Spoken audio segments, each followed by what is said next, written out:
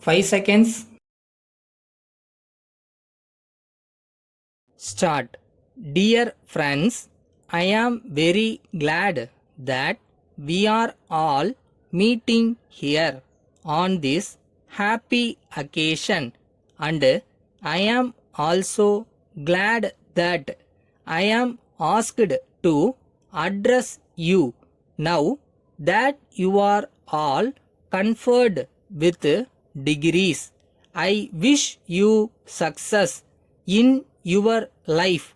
At present, there is a general complaint that the universities are failing to produce able young men and women who can serve the country without self interest. I have been a teacher for over 40 years of my life, being acquainted fully with the functioning of universities. I would like to explain clearly the real factors that are responsible. University is essentially a corporation of teachers and students. The relations between the two have been of a scared character. The kind of education that we provide to our youth is determined mostly by the kind of men and women we secure as teachers. At present, the condition of teachers is deplorable. They are not placed above want. The university teacher should be so paid as to enable him to live in comfort. If he is to devote himself to learning, teaching, and research, as they are low paid, best intellectuals are seeking attractive jobs elsewhere, and they are not willing to act as teachers in universities. Every attempt should be made to draw a good number of able persons into the teaching profession.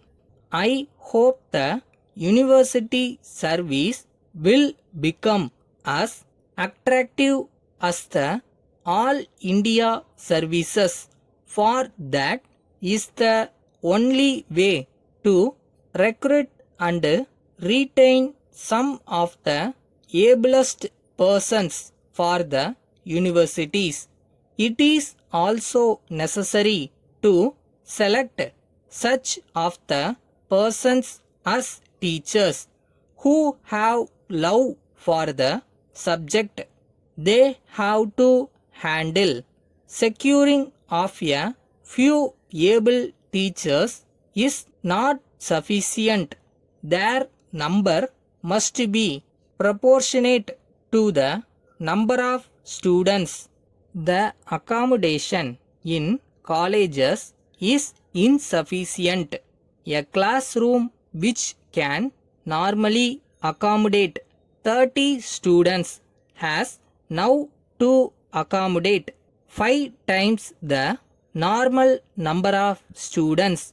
It is no doubt true that such overcrowding is not conducive to the students to get adequate tuition or moral guidance.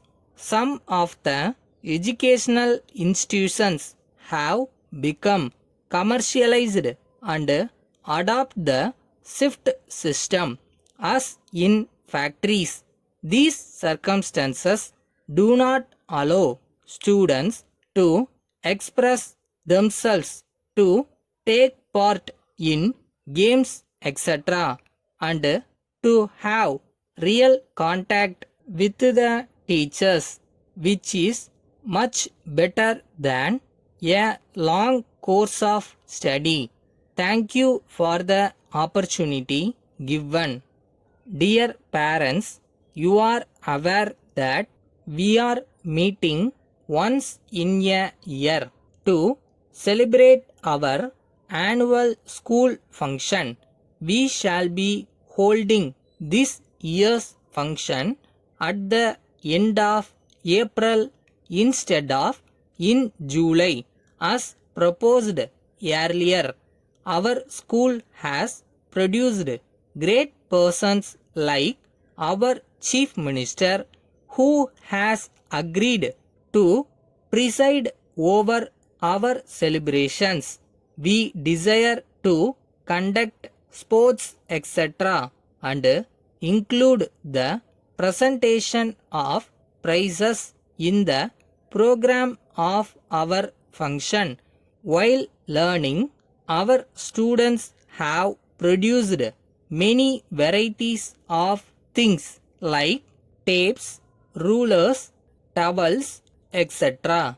We desire to sell these things at the school exhibition at cheap rates. Those who want to buy them can do so by paying the price at the counter and can take delivery then and there. This will give you the opportunity of seeing the works of your children while at the same time enjoying a pleasant afternoon in the school playing fields. I request you to cooperate with us. Yours sincerely,